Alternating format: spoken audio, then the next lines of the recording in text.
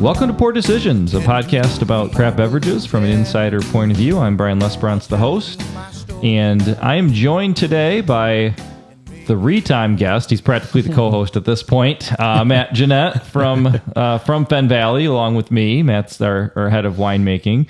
So welcome, Matt. Thank you.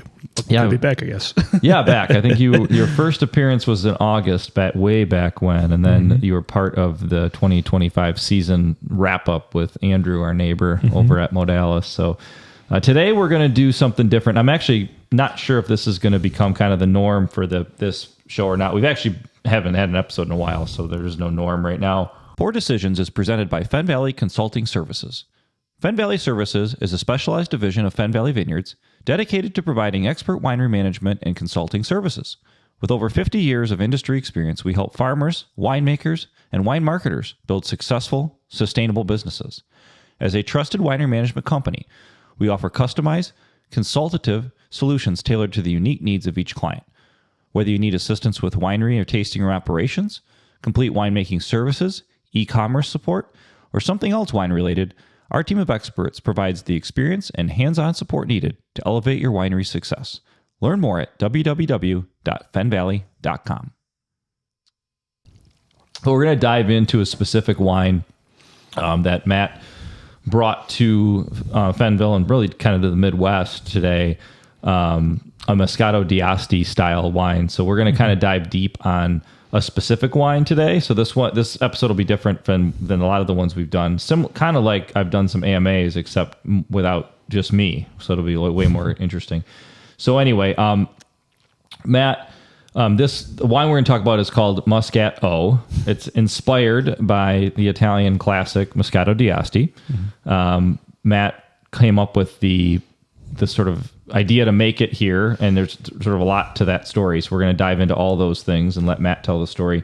And so we're going to kind of taste through it a little bit too, and talk about this specific one, but kind of start a little bit more with kind of the theory of what we did and sort of the background. So if you want to kind of walk us through kind of how this happened. So when did you start kind of noodling on this product, and how did it come to life? Well, first to start, is that cord supposed to be plugged into your computer? No, it's not. Okay. So it could be, but that actually dramatically complicates it. That's I saw that. I was like, oh, boy. Yeah, no, that's we'll edit that out. No, that is if we have remote guests, Okay. which we don't today. So Okay. we're all good. Cool. We don't even have internet in here today, so we're really going old school. Yeah. So I guess the wine is kind of I wouldn't say like when life gives you lemons type of thing, make lemonade, but a little bit of that. It's kind of, we've been making a Muscat O wine since I've been here. I've never really been fully happy with kind of what we're producing. I know, there's kind of a little bit of a cult following to it, and was just not really my thing. Is trying to maybe how would we fully utilize this grape, and we've been making a Moscato wine as well for, again, probably longer than I've been here. And that's more done in the traditional, I guess, California style. Table wine, highly sweet, aromatic, flavorful. It kind of gets the new wine drinker into drinking some, wine, kind of recognize kind of one of the varieties that are, kind of blend of varieties that they might notice off the shelf. And this is kind of, again, as you mentioned, sort of the traditional Italian style of making a Moscato, kind of being where the Californians got it from. It's made up in sort of the Piedmont region, Asti, I guess DOCG, where they essentially harvest. They use Muscat Canelli mostly up there, which is a warm Mediterranean loving sort of style Muscat variety, where they essentially make a sweet dessert style wine, Asti Spumante, with a little bit of carbonation. They drink it as dessert in itself, kind of with some lightly flavored desserts, fresh fruits, kind of as an aperitif or digestif type of thing. We did a tasting of this, several different bottles from that region. Let's see, probably over 2 years ago now, almost. And, I guess the general consensus with our cellar team was that all the wines were, fruity, flavorful, way too sweet for our palates. Analytics showed that, they were at 15% sugar and 5% alcohol. It's basically just like wine light, in a way. So I came up with the idea of just doing something different in 2025 to try and more emulate that. We purchased Charmant Technologies Cuvée Clos, high pressure holding tanks to do some sparkling projects, bring the sparkling production in-house. And this was kind of like the first, okay, now I can really quote unquote wine make and kind of do some different things with the style. Basic winemaking research that I did for about 20 minutes one day was that found out the Italians, they take the fresh pressed juice, kind of hold it into cold tanks and then work it through batches into their production of where they do a primary fermentation. At a certain point, close the valves, retain the natural CO2 from fermentation, crash it down to at a certain point based on taste or whatever analytics they're looking at, and then bottle it after some filtering under pressure, all that sort of stuff, and make sort of this, I guess, traditional style of sparkling wine that's maybe different than what people are familiar with, unless they have some sort of Italian ancestry, which was kind of how I'm familiar with it. I'm part Italian. This is at every Christmas, wedding, whatever. I saw there's a bottle of Tosti on the shelf or on the tables going around, and everybody had a little glass, and that was kind of what you cheered to with. And so I've been familiar with it for probably my entire life, and this was sort of my first attempt at emulating this wine using what we have at the farm. We have a grape called Muscat O, which is a type of Muscat variety created, or I guess bred in the Alsace region, so sort of more eastern France, close to Germany. Kind of known for being less aromatic than traditional Muscat varieties that are grown more in the southern Mediterranean areas. A little bit lighter in color. Kind of typically done as a dry wine in Alsace and in German regions. I think Austria as well, but also I've did some research today and saw that like places like in Hungary and Austria and Romania are doing dessert styles as well. And I don't know if it's sparkling, but maybe like a little sweeter kind of sweet style wine. So basically took this grape that we have on the farm, decided to do it into how the Italians make using Cannelli, and I think we did achieve some pretty solid results kind of off the first go around. Yeah, I would agree. I mean, it's been fun. So one of the things that we do at the winery is we do an event in April each year where we introduce new wines to the market, and they're not always completely new wines, so often new vintages of a wine we've made forever.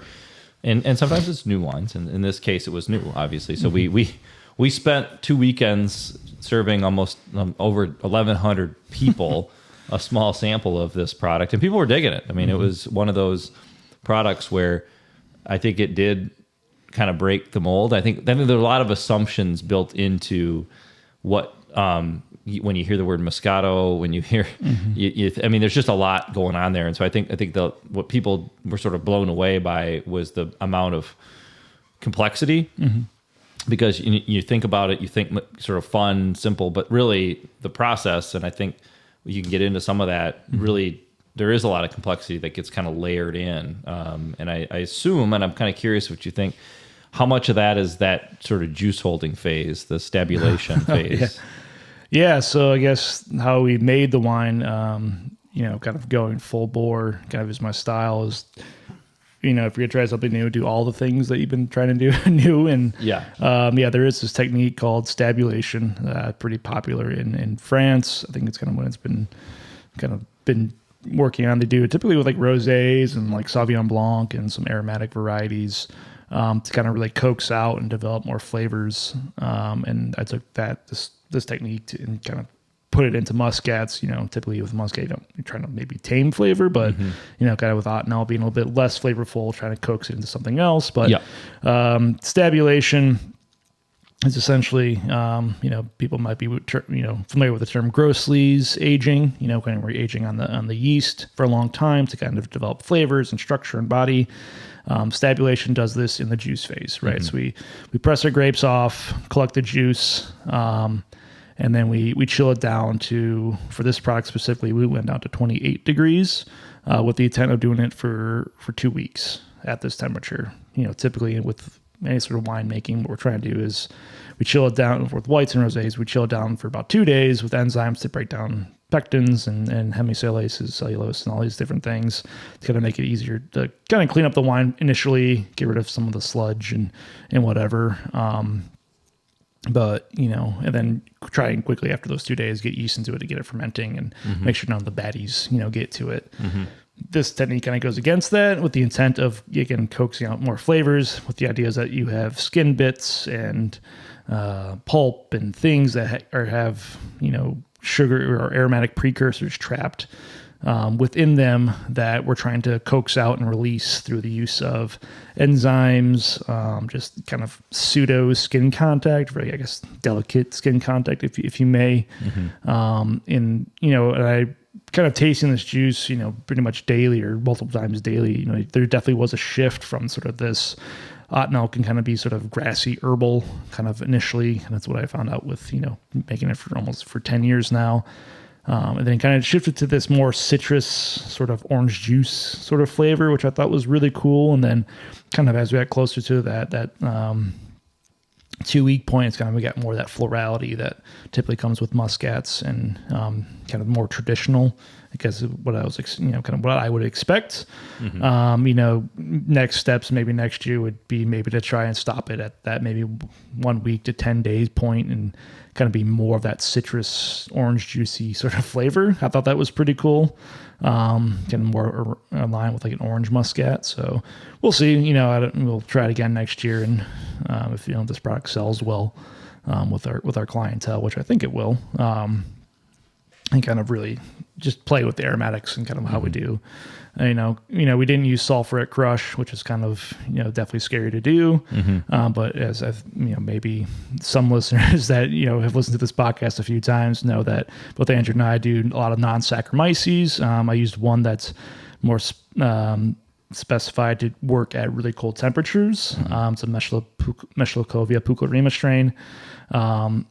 We just put that in, no sulfur. We did some gall nut tannin, some sort of manna protein structure things that are, again, meant to kind of really help coax out those aromatics and kind of help build some bioresistance to the baddies.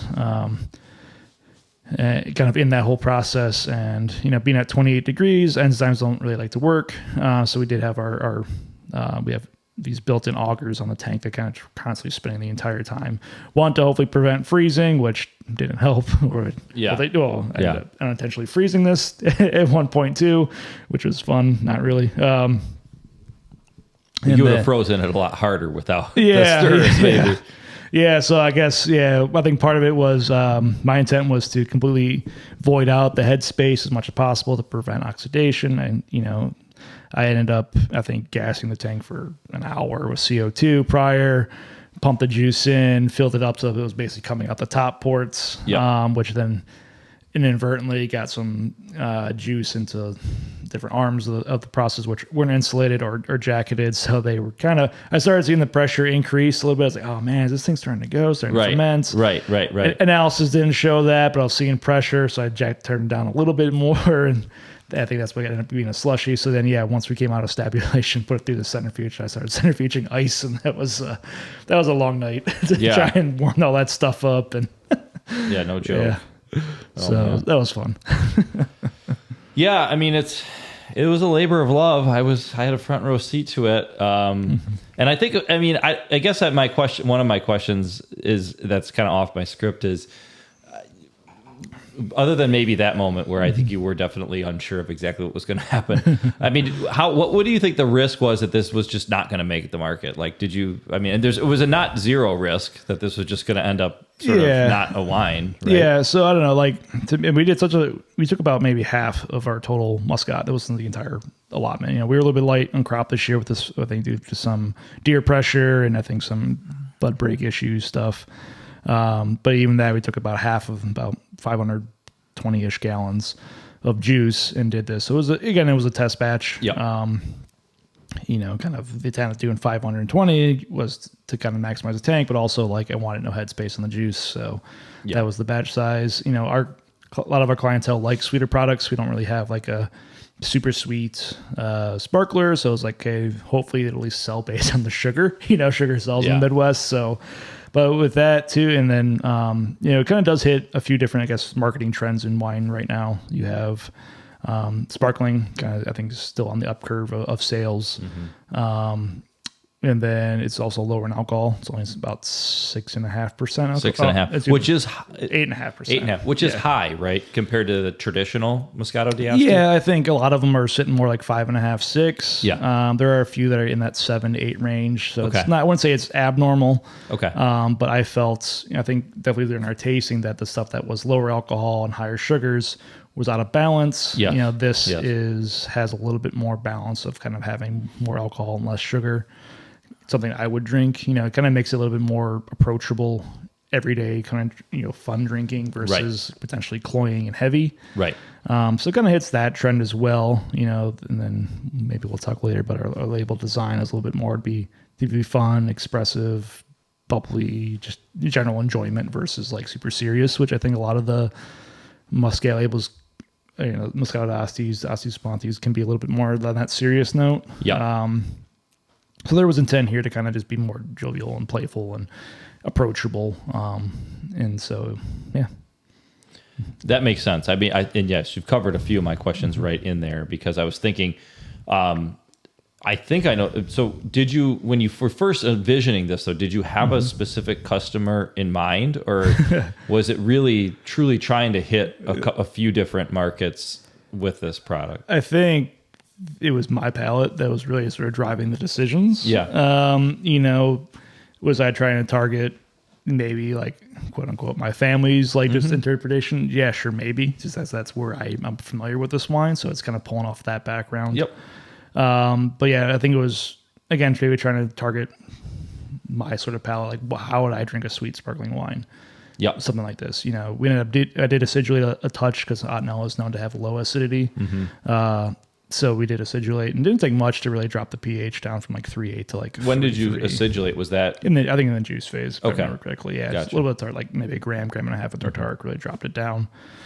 We've always done a little bit of skin contact with this in the past. Did not do any skin contact besides just with the press itself. right? So. Well, it has a lot of flavor. I mean, that'll be hard to come through via the podcast, but if you come out to the winery and try it, They haven't figured out smell-o-vision yet. yeah, it's surprisingly flavorful for what our assumption had been, and I think for a normal wine, that's probably true that you often need a little bit of skin contact or at least some harder press to get, especially the Ottenel grape, which, as you pointed out, is definitely less assertive than some of the other muscats for sure. Okay, so. I guess maybe too on this as well as people are maybe familiar with the term pet nat or Peloton naturel, which maybe it's a little bit of a different market than what this will eventually sell to. It's kind of that quote unquote natty wine scene that's looking for a Peloton naturel, which is a wine that's been packaged off the primary ferment, no filtering, no nothing, kind of right at the end of fermentation into the package. Encapsulating that last bit of fermentation for the bubbles, and then typically they have a lot of solids to them and stuff like that. So it kind of also pulls from like maybe that realm as well, but that's kind of, I guess, more of the tradition of how the Italians do it. Right. Yes, we are filtering this wine down, racking it, cleaning it up, under pressure to retain the bubbles and making it kind of, I guess, more our style of clean, but it kind of is, I guess, pet Sherman, I don't know, kind of, it pulls like a lot of different, I guess, on trend markets right now. And it's one bottle, which is kind of hard to explain with, 3 inches of back label. Right. It it definitely doesn't have the funkiness of a pet nat. It's very clean. It's very crisp. It's very. Yeah. There's a lot of like good pet nats out there, which don't have that traditional, like what I would, I think a lot of people hear the term pet nat, they think, funky, weird, sour wine. Yes, maybe. yeah. But there's a lot of people doing pretty well, good jobs out there now with keeping that funk out of there. Unless that's their what they intent. want. Yeah. I suppose the non-sack yeast are helping with that too, like you said. So yeah, that or makes just sense. I think a lot of that natty wine scene was just a philosophy that was on trend, and people got into this industry doing that style of wine. There's definitely a market for it, but I don't think it's like the sour beer. It's like sour wine. Like there's a crowd that's going to like it, but it's not going to be the whole market. And at least I don't think. Who knows? Yeah, I think that makes sense. How long?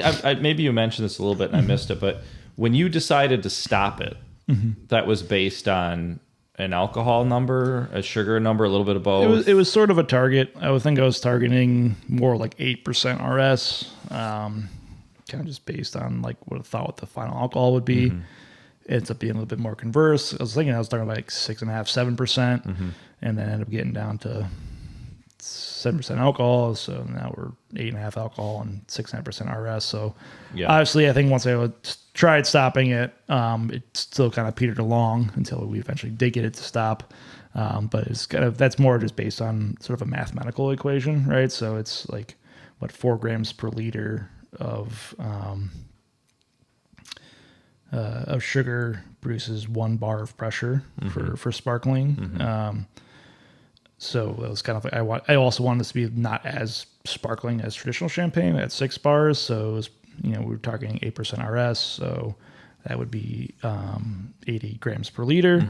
And if we're targeting, I think I want to target 4 volumes of CO2. So that would be 16 additional, so about 9.5% RS. Doing sort of daily testings of this was all right. I'm going to close the valves at this point, and once we get close to that 8% RS target, really crank down the temperature again. Try to really stop the yeast that way. So how long did it take to stop it? I think once we fermented it cold, I want to say maybe like 40, 43 degrees, just with the intent of being able to stop it quickly when needed. Yeah. We don't really have a way to like add anything to this tank, as it's going, or else we're just going to lose all the CO2 without any sort of special, canister that we don't have. So it was fermented cold. I used Alchemy. I want to say Alchemy 1 as the yeast, which I haven't used it in the past. Now it can be pretty vigorous, even at cold temperatures. So it can kind of really churn through sugars.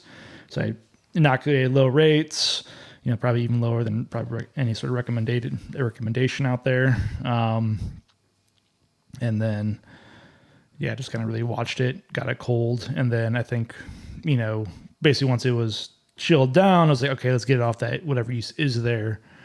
And rack it into the tank where we can add sulfur, kind of into a dosage. I think we added a little bit more bentonite to kind of also help with the yeast. And in throes of harvest, that doesn't happen the exact second that you want to, especially if you got highlights going everywhere, pumps being used everywhere. So it's kind of, that maybe adds to like the missed target. But, it was an experiment. If I didn't hit the targets, that was not my biggest concern. It was just a thought process of like where I thought I want to be. So so we racked. There was so you start you're getting close to target. You start stirring and chilling, right? Try to just you don't want to stir when you're trying to turn it down because you want to rouse the yeast back up. Okay. So if you did have a standing, stirring going on to keep the yeast roused, you shut that off so that you do get that natural settling. You do want them because if you because the technique when you have like a stuck ferment is just to pump your tank back over to get the yeast back into suspension. So the thought is there's probably enough movement from fermentation to chill the liquid so you don't have like an area of the tank that's warm and still going. You don't have stratification too much but those tanks are fully jacketed, so I wouldn't be worried about any sort of stratification at all. Yeah. So. And then you rack. So how did you know when to rack? It was just, again, sort of that RS target. But I mean, you chilled it first, but you wanted to get some settling before you racked, or you're just going to move. So I probably stopped, started chilling at 8.5, came the next day. All right, let's rack it. That probably took 12 hours to get done, even though it's only 500 gallons. It's just timing of everything. Yeah.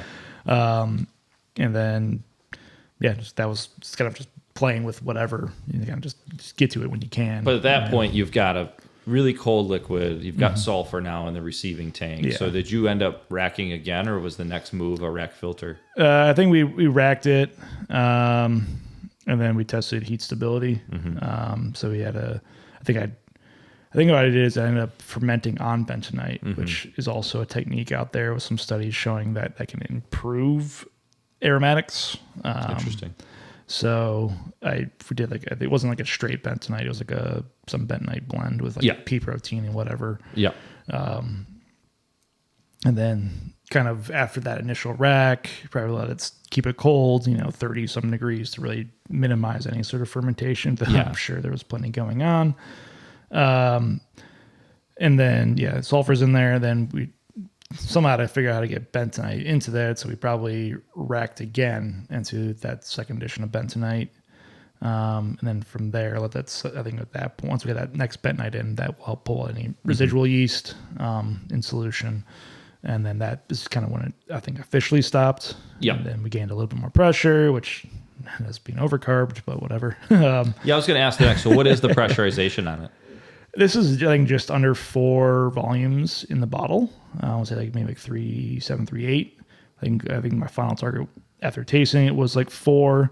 It sat at 7 for the longest time. We just didn't touch it. I didn't test it either until we were getting close to bottle.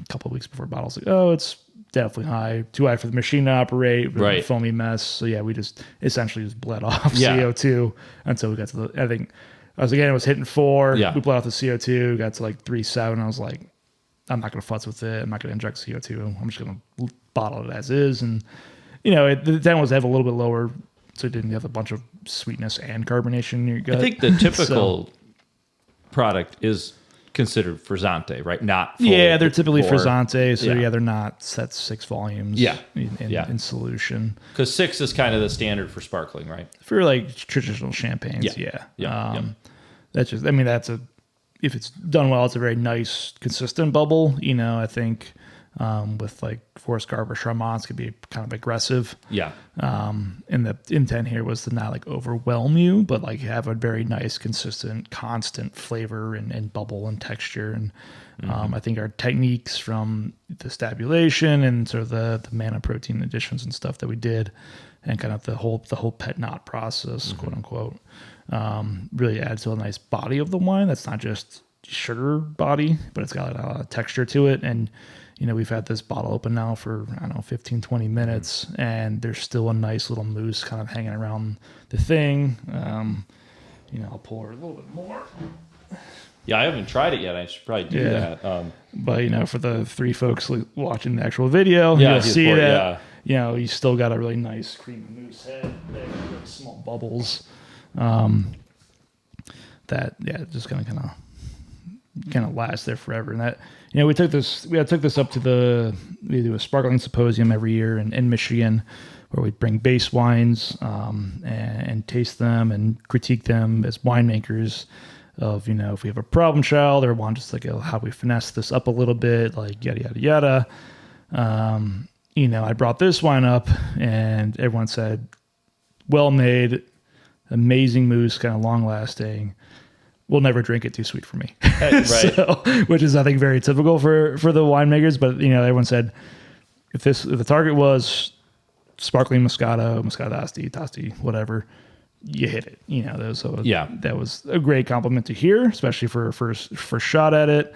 It's definitely, but then the question was, why is this here? It's fully finished and packaged. I'm well, sorry. Yeah. So it was supposed to be base wine. Yeah, I was I had to get out of the tank and whatever, So a couple things, and then we'll jump back into maybe some tasting notes and the label. But what was the trickiest part of making this? Besides just the big picture of never having done it before. Yeah. But was there a specific aspect that really kept you up at night? I think it was just the worrying of the fermentation.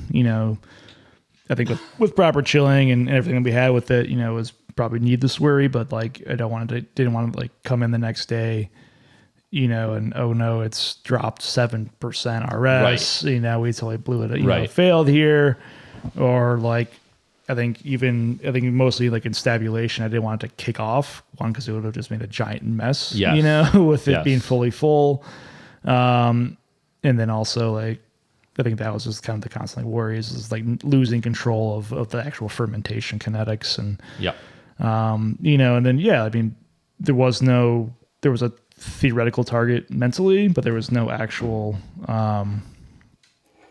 like design. Like I have to hit these parameters. Like it's a totally new product. You can just do whatever essentially. And if you miss your targets, no one's going to know. But now they are. But right. So Okay. So that, which is kind of a segue into my next question, which was, and maybe you haven't really thought about this yet, because I know we've been very busy, because the spring is really a busy time for Fenn Valley because of this whole new release thing that we do. But have you thought about what you'll do differently, assuming that the market, likes it, because they're the ultimate judge, and that they don't say anything too specific, they just buy it. So it's like up to you to figure out what we're doing next. We sold enough, or we think we want to keep it around. What would you do different in the next iteration? I mean, I kind of alluded to this already, but just like, maybe like tweak the stabulation down a little bit, and like, again, by taste, but maybe target more of that like orange profile that I was tasting during the stabulation phase. Like when I tasted that in the juice, like maybe I'll go for that next year. Yeah. Or if there's a lot, I mean, maybe this one, maybe like, again, maybe a little more sugar, I don't know, a little less alcohol. We'll see. Like those missed parameters, or like different things I had noticed while tasting and making the wine. Like, do you switch it? I don't know. What kind of, I guess it's more about like the feedback of who buys it, and the first person who buys a case or two and drinks it every day. I'd love to hear some feedback and what they like about it, what they don't like about it. So. Yeah, well, we'll reach out, I think, for the first time maybe ever, specifically to those drinkers and ask some follow-on questions, because I think that is one of the things that's made this thing work for over 50 years in Fennville, is just that we know that the customers pay the bills around here, and so we do like their feedback. And the trick is, and I always tell folks this when I have them on tours or at the tasting room, is the winemaker in a lot of ways is like that translation engine from the customer to the product. And so the hard part is to take what they're telling you and interpret it in a way that can translate into winemaking, because sometimes they're telling you something, but they're really telling you something else. They may be saying this is too sweet, but really what that might mean is that, because we were a little lower on the carbonation target, that if we get that where we want it, that may go away, because now you have more carbonation. And so there's all these nuances that I think makes an experienced winemaker good, that they don't take the feedback too literal, but they take it extremely seriously. Because we may find that it's just, that it'd be unlikely. I mean, you're good, Matt, but to have hit that nail right on the head the first time would be sort of unusual. Well, I didn't, but again, when there's no nail to hit, it's, right. You're kind of just putting in the pilot hole somewhere and going from there. Well, but that's also fun, because I know I had a old mentor of mine when I was coming up through the ranks of the business world, who told me that the best job you can get fits into one of two categories. Either the person before you is really terrible at it, so like the bar is really low, or that it didn't exist before, because then there is no bar. And so I think there's some truth to that in winemaking too. Although you were chasing after one of the most classic styles in the world, but relatively obscure to most of the Midwest wine drinkers, I suspect. Yeah. I mean, I don't think a lot of people are making very sweet sparkling wines. Yeah. Even the big brands, it's like they're not doing it, probably because it's just very nuanced, and there's a balance there that you kind of have to hit. Yeah. There's a reason why I think California went to a still Moscatos, because it was just the flavor and the alcohol and the sugar that people wanted. So that's what they did, kind of ripped off, not ripped off, but just, took an Italian frizzante wine, made it still, and probably to eliminate the luxury tax, and all that. But, I mean, I know coming up in like product development and like food science and stuff, everybody wants to make the new product, but it's so minimal of like what actual product development is. Usually just subbing out ingredients or this and that, reformulating things, and fully creating something completely brand new is so rare and unique that it's I think a cool opportunity to kind of just do something, and kind of, or it's, I guess, completely scary as well. It's like, well, what's the target? Like if you don't have an idea or just like go do something, it's like it can be very daunting task to like create something. Yeah, I was doing a little homework before this episode too, just in terms of domestic producers, because my impression was that it was pretty rare, and I think my research indicates that's true. I mean, most of the producers, and there's really like a handful. I think all of them are either on the West Coast, or I think there might be one in Texas, of all places. But so I mean, truly in the Midwest, this is like completely new. Yeah. And there's, I'm sure, a lot of reasons for that, including I think that a lot of the early Italian immigrants in the wine world probably would have been in the West Coast anyway. Of course, that was what the industry was. Yeah. So Definitely for like grape growing. Yeah. Probably a lot of them going, East Coast, but they're not growing, Muscat, Canelli, and the Bronx, and Hell's Kitchen in New York. Not yeah, but, especially not back then. So yeah, I think it's interesting because, like I said, we're not the only ones doing it in the U.S., but we're definitely the only ones doing it in Michigan, and probably the only ones doing it in the Midwest, which is often how we're kind of looked at in terms of the market. And I think doing like the traditional way, there's a lot of capital investment initially on top of doing just standard winemaking. So it's like winemaking plus, in a way. So. Yeah, we know this because we do sparkling. Adding the Charmat tanks to our was only part of the equation, when it wasn't an insignificant part of the equation at that. But then you have to have all this other equipment that counter pressure line, pumps that can handle pressure, filters that can handle pressure. Knowledge, the hoses, that can handle 250 PS, chilling systems, Yeah. So you're right. It's a niche product within a niche product. So that makes it so rare. So on to that. So let's talk for a second about our homegrown label. The name Muscat ... O is really what? Like, how did we get to that point? I mean, I was part of it, but I'm curious how you interpret it now in retrospect. I don't know. I just took it as a dad joke in a way, like Moscato.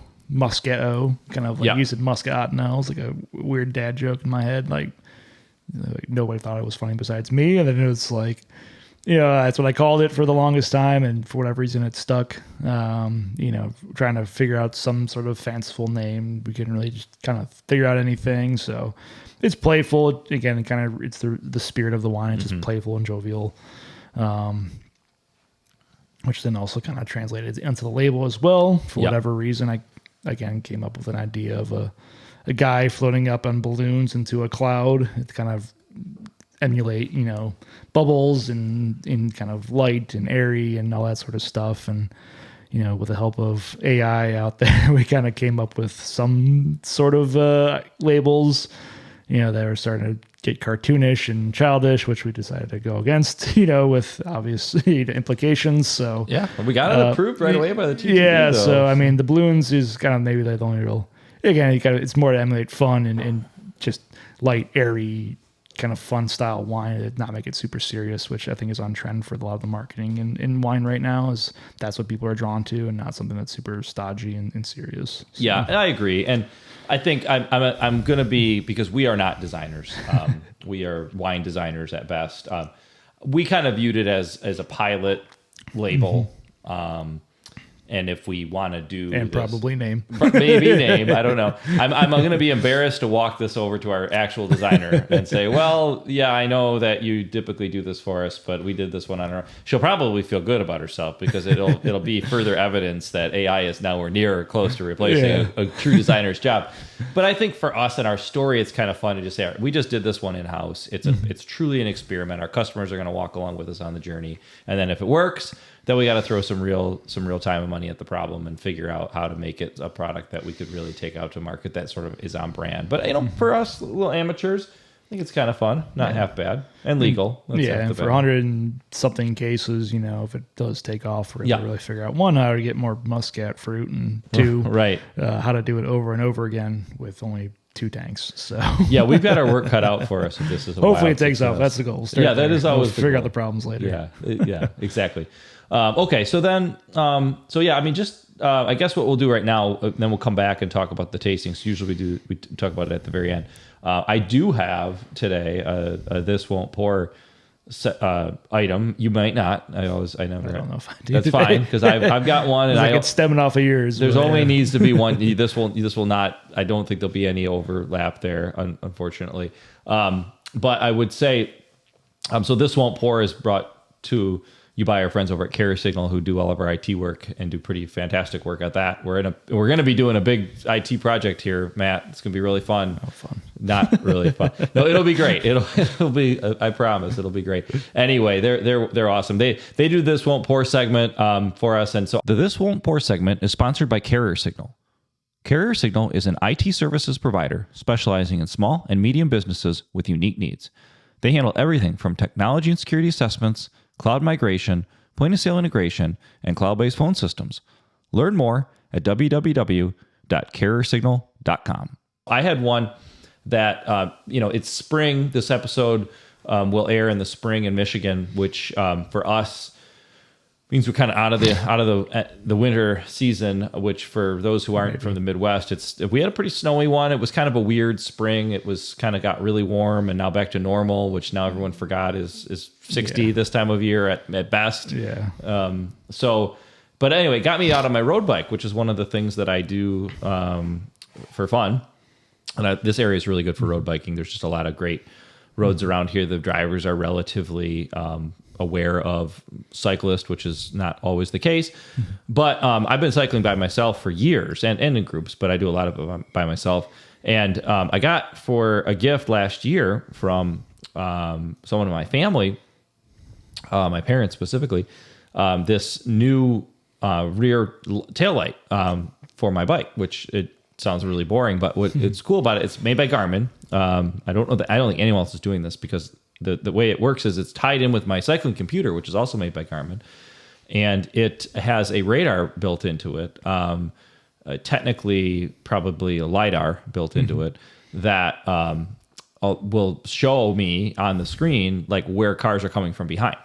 It's been kind of a game changer. Again, this is niche within a niche, right? So it's kind of like the Muscat O. First of all, you got to be a cyclist. Then secondly, you got to have in the Garmin stack of electronics. And then thirdly, you got to be willing to shell out, over $100 for a light. But it's really great because I still have a mirror and I'm trying to be careful, but it's been more relaxing to ride because I'm not always checking the rear view mirror. You get a notice on the screen that there's a vehicle coming.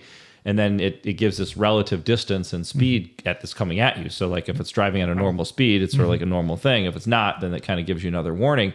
And that's all well and good because it kind of preps me. What it also does, though, is it tweaks the cadence of the light for the driver based on as they're getting closer to you. So it's sort of making you more visible because it's not just the strobe that's very rhythmic. It's actually, changing. So they're kind of getting indication that they're getting closer to the cyclist too. Far from a given. I mean, I'm still riding around on a piece of aluminum and carbon fiber with, now electric cars that weigh like 8,000 pounds. So I'm definitely still losing the battle if we actually come in contact, but I'm reducing the chances of contact with it. And again, it's kind of made it more relaxing just because I'm not looking backwards all the time. So that's my This Won't Pour for today. As we get into the cycling season around here in Michigan, which is always a fun time of year for us. Well, I own a bike.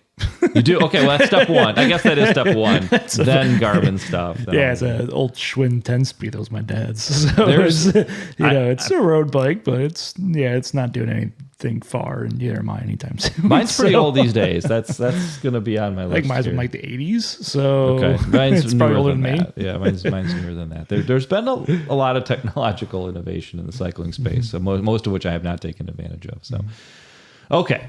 So on to the tasting, which we've been tasting throughout. For those that are not watching on video, we're still on our first bottle, so we haven't been tasting that much. But it is low alcohol. This is an afternoon wine. I think the nose on this to me does have that kind of delivers on that orange blossom, which is which I really like. But how would you describe it, kind of start to finish here? Yeah, it's like I kind of get like that like orange blossom kind of. Sort of very classic, like Muscat florality. Muscat, for whatever reasons, they're sometimes considered grapey. Like it smells like grapes, you know, and there are rumored Muscat clone or varietals are rumored to be the first varieties of grapes that were grown by man or cultivated by man. Yep. I think obviously just because they probably taste great. But the various orange blossom. How do you They do. Jasmine, I think is another note. That's a good one. I like that. Yeah, I mean, to me, this is what I'm kind of wondering. If you didn't know, what would you peg the sweetness at? Like if I didn't know, Yeah. like you're saying, like what I would guess the sugar's at. I mean, Man, it's one of those things where like the bubbles and the little bit of acid that we did add to it kind of really kind of play off of like strip away some of that sweetness. You can definitely tell that it's sweet, right? Like consuming it, you're like, yeah, this has got sugar to it. Like it's no doubt. Sometimes I can get cellar palates, especially when in harvest season, just like, oh yeah, I'm drinking a bunch of lightly fermented grape juice at this point, and so like, this would taste probably a little bit drier to me. That was what I was getting at. Is I think point. It drinks drier. It finishes drier. Yeah, and I don't know what to attribute that to, because you get the sweetness. To me, you get the sweetness all up front. On the palate, and then it kind of dries out as it finishes. Yeah, that's the bubbles for sure. I think. I've always run with the theory that glucose is consumed at a faster rate in a wine than the fructose, just based on the chemical structure of the actual sugar. So it's actually harder for yeast to consume fructose unless the yeast is fructophilic. But and that fructose, if you actually are crazy enough like me to actually taste the different sugars, out there in the world, is very initially highly sweet tasting, and then diminishes very quickly, allowing those acids and things that are longer on the palate to kind of come through. There's a little bit of I feel like a tannin into this as well, which helps to dry it out. Yeah. But yeah, no, it definitely, it drinks sweet, but yeah, there's also not, the alcohol level is lower, right? So alcohol adds that little bit of perception of sweetness. So there isn't a cloying factor to it. So it just tastes light as well. So it's like I guess it's kind of very mischievous and what's the word I'm trying to think of? Like, yeah. It's hard to describe. I'm not saying that just to get people to come in and try it, but there is a sort of a mysterious quality to it that comes across to me in that mid palate through finish. It's like you taste it at first and you think it's going to be super simple and kind of beat you over the head, and then it just kind of has more going on than that. So, which I think is awesome, and I think it's going to be fun for people to try it who aren't really familiar with the style. Yeah. Which is my other question though, relative to some of the targets that we tried, because I think you tried them again here and there, and I think you even had a bottle out the other day. How would you describe this relative to sort of the standard Moscato d'Astis that you've had? So the one I'm most familiar with is Tosti, Tosti. Are they the biggest one, do you know, or no? I don't know. I think so. At least the biggest one distributed in the United States. At least the one that was what we always had. Yeah. I think that's when you go to like the local grocery stores, what you'll find if they even carry it. Right. So this, I think, is pretty similar. I think look at the label. That one drank a little bit drier than the rest of it, I remember. I think at 7% alcohol, so kind of more of that similar balance. A lot of the other ones that I bought at more of a specialty store were again at that higher sweetness, lower alcohol. So I think it's more attuned to maybe what I remember and less attuned to what we analytically tasted and ran labs on. Matt did this in a crown cap. Are the Italian ones in what is the finish on those? A lot of them have like the cork and cage, like a traditional sparkling. Yeah. A lot of them also have like I think some newer brands will have like a small cork and then also a crown cap on top. Okay. It's like the encapsulator. Yeah. Okay. Which, whatever. But yeah, I think the point of the crown cap was to, again, kind of just be ease of use and kind of eliminate the stodginess of maybe what a cork would do. And being a little bit lower carbonation too, maybe that is probably good that we didn't use a cork in case it, we injected it too hard or whatever. Yeah, so it'd be hard to get out. Yeah, but the point was just to be ease of use, you kind of just make it, again, crack it open and have fun. So. When it's a Flint bottle, which is also more fun, because I don't think you'd see a Flint bottle in a Italian wine, not this one, right? I don't think they're usually.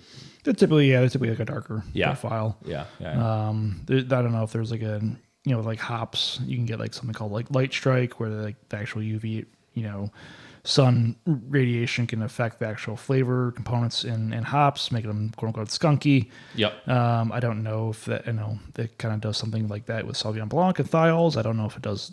We'll do that with a Muscat variety, but we'll see. So, but again, yeah, I think that the Flint bottle definitely does show off the wine, and and yeah, it was again fun and easy and fun. It has a really nice color to it. Again, you gotta watch the video or come to Fennville to experience that, or buy like 6 bottles. Yeah, and make it even better. Go online and buy them. We'll put a link to this actual wine on our website in the show notes. But the best way to come is to come out and visit us now that the snow's melted and the vines are waking up, and it's pretty fun time to be down here in Southwest Michigan before it gets totally nuts. It's great on I think it'll be a great wine in the summer sun, spring sun, kind of just enjoying kind of nature and calm. And what's your favorite wine or food pairing? What would you suggest food pairing wise with this? We paired it with a Portuguese dessert called pastéis de nata. I think it translates to pastry of nothing. Yeah, so like very neutral dessert. Like an egg custard tart, which is very if you ever go to Portugal, apparently they're great stuff, just fine and eat. I guess they're born in the day. So I think that was a great pairing. I think there's a nice like almond cake or, kind of like lemon loaf or something like that would be very nice. Very simple thing. To me, I kind of just want to get some whipped cream with it for whatever reason. That's like what's triggering in my head right now. Yeah. So just maybe like dessert, Yeah. So. Yeah, so not super sweet because you just a typical dessert pairing. You want the wine to carry the sweetness in that pairing for sure. I could use this with certain cheeses too. Probably would be good. Maybe like a blue cheese or something like kind of funky. Be kind of fun. Yeah. I love blue cheese with dessert style wines. Like an ice wine and blue is one of my favorite pairings. I think that would work too. Yeah. So yeah, give it a try. Gorgonzola. What's that? Yes, yeah, for sure. Okay, well, Matt, it's always good to have you here. I know, like we were talking at the beginning, you're practically a co-host at this point, and maybe that's how this will evolve. I don't know. I make no promises for the direction that Poor Decisions is going to go over the next few years, just because we're kind of learning. And I listen to a lot of podcasts. I know Matt does too because he drives to work a long ways. I don't. We have like the opposite commutes. I live on the farm, and Matt lives in Grand Rapids, so. I would say right now you're doing more commuting than I am. I do a lot of driving of children to things, which is not commuting, but does still involve a lot of podcasts. So we both listen to a lot of podcasts. I think my big takeaway from listening to them is how what I've been doing lately as we've rounded 1 year and we kind of took a couple months off, which I don't think is necessarily a bad thing, but what I've been doing is going back to some of my favorite podcasts, like to their beginnings, to see how much they've changed. And what I've noticed is they've all changed a lot. And so that the only thing that's taught me is just to know that, whatever this turns into is probably not what it's been. Whether that's nothing or something totally different, it'll be different. And I think that's okay. So we're going to kind of let this thing take the path that it wants to take based on what we hear from people and what we want to talk about. So dare we say that we're going to make poor decisions on poor decisions? Right. We've probably already been doing that. Yeah, but we will do that for sure. So anyway, we'll put some links to the show notes of Fenn Valley to look for the actual wine we talked about. Garmin, if you want to buy it. We're not sponsored by Garmin. I'd love to be sponsored by Garmin. That would be fan. That would save me a lot of money if we could get a sponsor that was in one of my many hobbies.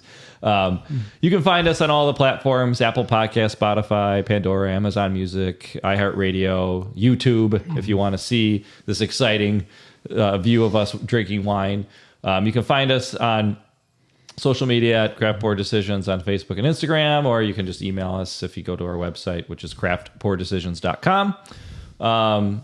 And Matt, every time you come, I feel like this time we actually talked about wine, which I think the one time we drank hard liquor and talked about everything but wine. Gin. So this was remarkably on topic. So thanks for that. But I appreciate you coming. And until next time, I'm Brian Lesperance. Cheers. Cheers. All right. That was good.